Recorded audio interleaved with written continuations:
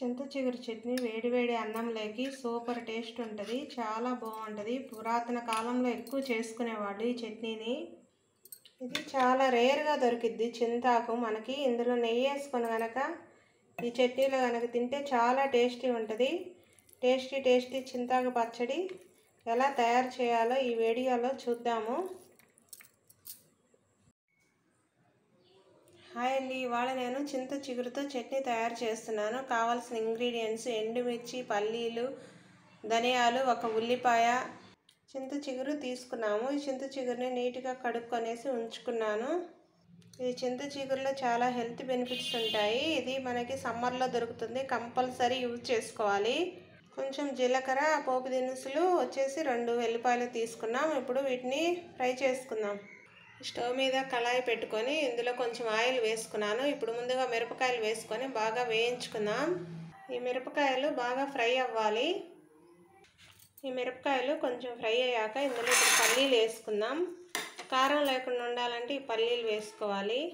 ఇవి బాగా ఫ్రై అయ్యాయి. ఇప్పుడు ఈ ధనియాలు, ఈ పోపు దినుసులు వేసుకుందాము. జీలకర్ర, అవి మంచి వాసన వస్తుంది ధనియాలు వేసుకోవడం వల్ల. ఇందులో కొంచెం కరివేపాకు కూడా వేస్తున్నా. ఇవి బాగా ఫ్రై అయిపోయాయి. స్టవ్ ఆపేసుకున్నాను. ఇప్పుడు ఇవి మిక్సీలో తీసుకుందాం. ఇదే బాండీలో ఇప్పుడు ఈ చింత చిగురు వేసుకున్నాము. ఇది ఒక 10 మినిట్స్ సిమ్లో పెట్టేసుకుంటే మగ్గిపోతుంది. ఈ చింత చిగురు బాగా మగ్గిపోయింది. ఇప్పుడు మనం మిక్సీ వేసుకుందాం అన్నీ.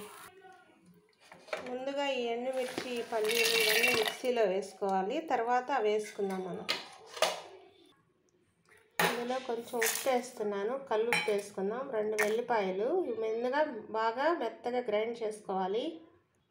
ఇది మెత్తగా మెదిగిపోయింది. ఇప్పుడు ఇందులో ఈ చింత చిగురును కూడా వేసుకొని గ్రైండ్ చేసుకోవాలి. ముందే మెత్తగా మెదిగించుకోవాలి మనం. ఇప్పుడు తిప్పుకుందాం. 2 తిప్పులు తిప్పుకుంటే సరిపోతుంది. ఇందులో కొంచెం వాటర్ వేసుకుందాం. చట్నీ మెదిగిపోయింది. ఇప్పుడు తాళింపు వేసుకుందాం. ఇందులో పోపు దినుసులు వేస్తున్నాను. ఇందులోనే కరివేపాకు కూడా వేస్తున్నా. ఇందులో ఉల్లిపాయ వేసుకుందాం. కొంచెం ఇంగ వేసుకోవడం వల్ల ఫ్లేవర్ బాగుంటుంది, టేస్ట్ కూడా.